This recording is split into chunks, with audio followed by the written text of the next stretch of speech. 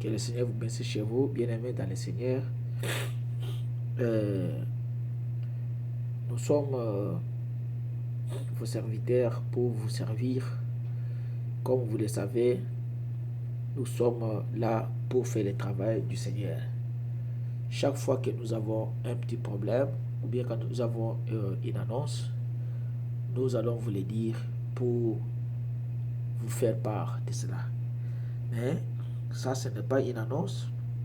Je vais seulement vous dire que pourquoi nous sommes censés à vous exhorter chaque fois et à mettre un sujet intitulé Priez avec nous. C'est parce que Dieu nous a inspiré quelque chose qui a des négligences dans la vie de beaucoup, dans la vie de ceux-là qui jouent encore, croyant que le temps est là encore. Mais nous savons qu'il n'y a plus le temps, parce que les jours que nous vivons, ce sont les derniers jours. Jésus-Christ va venir bientôt. C'est pourquoi nous vous réveillons, afin que vous puissiez être d'un commun accord et prier avec nous. Chaque fois où nous vous lançons une invitation, priez avec nous. Il y aura un temps où il n'y aura pas ni prière. Il y aura un temps où il n'y aura pas même une église qui va ouvrir ses portes. Mais un jour, Jésus viendra et il prendra ses enfants. C'est pourquoi, moi, en tant que votre serviteur, je suis en train de vous réveiller, afin que vous puissiez être réveillés et que vous puissiez prier chaque fois que nous lançons un sujet de prière, priez avec nous. Ne laissez pas ça passer, parce qu'il y a beaucoup qui voient seulement un serviteur de Dieu qui est en train de dire des choses de Dieu, il passe. Mais s'il voit un comédien qui fait des blagues, qui joue avec une femme, qui joue avec sa vie ou bien la vie des autres, là, il est d'accord, il peut rester même 40-50 minutes pour voir des bêtises. Mais pour Dieu, ça ne lui regarde pas. Mais le souffle que vous avez, c'est Dieu qui vous l'a accordé. Je vais vous lire dans le livre de Actes des Apôtres, chapitre 1. Il dit, chapitre 1, verset 14, verset 13. Il dit, quand ils furent arrivés, ils montèrent dans la chambre haute où ils se tenaient, où ils se tenaient d'ordinaire. C'était Pierre, Jean, Jacques, André, Philippe, Thomas, Barthélemy, Matthieu, Jacques, fils d'Alphée, Simon, les Zélotes et Jude, fils de Jacques. Tous, d'un commun accord, persévéraient dans la prière, avec les femmes et Marie, mère de Jésus, et avec les frères de Jésus. Vous voyez, ils étaient d'un commun accord. Ils étaient restés ensemble. Ils n'étaient pas divisés. Parce que Jésus leur avait dit que restez ensemble jusqu'à ce que je vous enverrai un autre consolateur. C'est pourquoi ces gens persévéraient dans la prière. La Bible dit qu'ils persévéraient dans la prière. Ils étaient chaque fois dans la chambre haute, en train d'attendre la promesse divine que Dieu leur avait promis. Alors vous, en tant qu'enfant de Dieu, c'est pourquoi nous vous avons donné un sujet. Priez avec nous. Ne laissez pas ça. Ne faites pas passer ça sans pour autant accéder à la prière. Tu ne sais pas quand tu quitteras la terre. Tu ne sais pas. Tu ne sais pas quand tu mourras. Les jeunes gens sont distraits. Et les jeunes filles sont distraites. Les papas sont distraits dans la maison. Les mamans sont distraites. Ce n'est pas le moment que vous devez être distrait. C'est le moment où vous devez vous agenouiller, comme vous agenouillez au Congo, comme vous agenouillez en Afrique. C'est le moment où vous devez être à l'abri. Chaque fois, vous devez savoir qu'est-ce qui se passe exactement. Ne dormez pas. N'ayez pas de sommeil. Quand vous avez le sommeil, et le sommeil vous attrape, il y a des sommeils de la mort. Ça vous attrape, vous partez, vous partez. Et quand vous allez partir, qu'est-ce que vous allez laisser sur cette terre?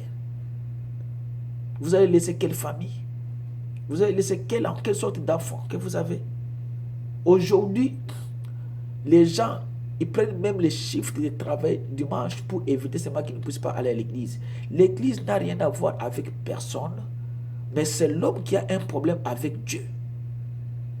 Dieu n'a jamais eu un problème avec l'homme, mais c'est l'homme qui a un problème avec Dieu.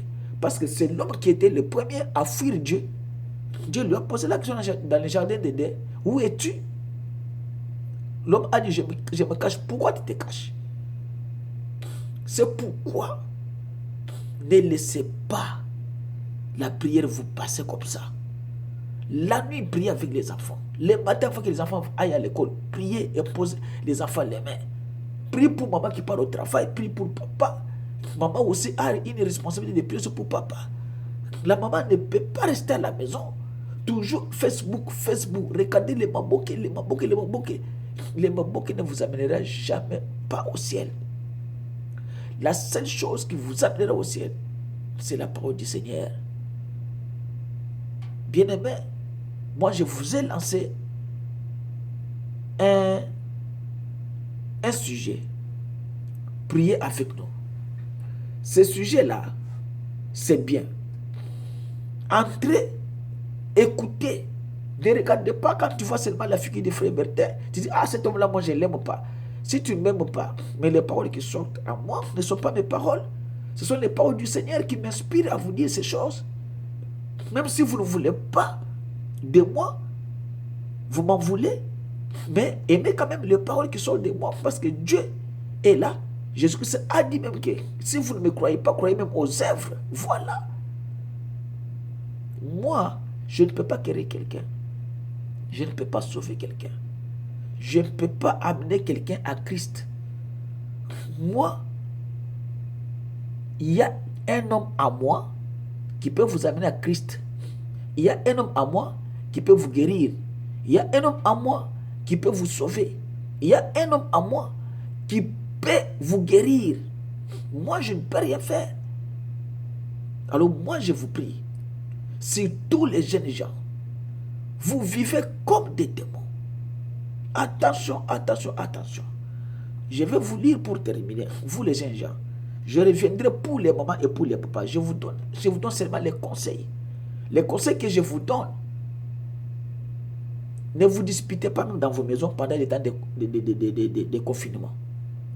Parce qu'ici, nous, en Amérique, si vous vous disputez à la maison, alors, tu pars à l'hôpital, on trouve que non, tu as une maladie.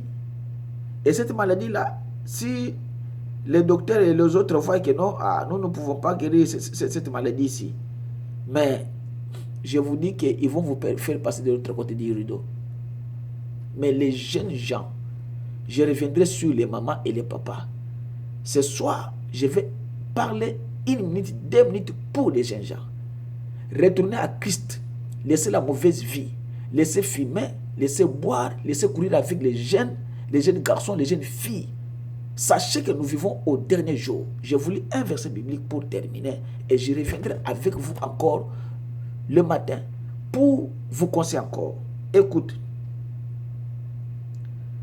Il dit, Ecclésiaste 12, mais souviens-toi de ton Créateur pendant les jours de ta jeunesse, avant que les jours mauvais arrivent et que les années s'approchent où tu diras, je n'y prends point de plaisir.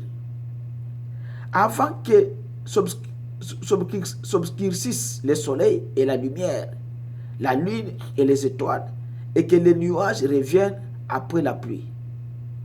Temps où les gardiens de la maison tremblent, et les hommes forts se courbent, et celles qui mourent s'arrêtent. Alors, je parle à Ecclésiaste, et il dit 12,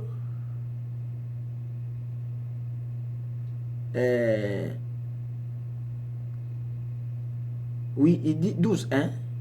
Il dit, souviens-toi de ton Créateur pendant les jours de ta jeunesse. Souviens-toi. Il a dit, fais ta vie. Fais tout ce que tu fais, mais sache que Dieu vous amènera en jugement au dernier jour.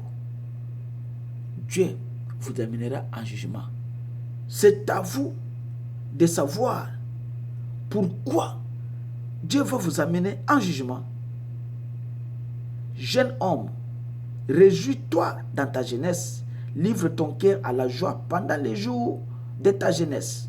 Marche dans les voies de ton cœur et selon le regard de tes yeux. Mais sache que pour tout cela, Dieu t'appellera en jugement. Sache que pour tout cela, Dieu t'appellera en jugement. Je reviendrai avec toi. Reste avec ces paroles.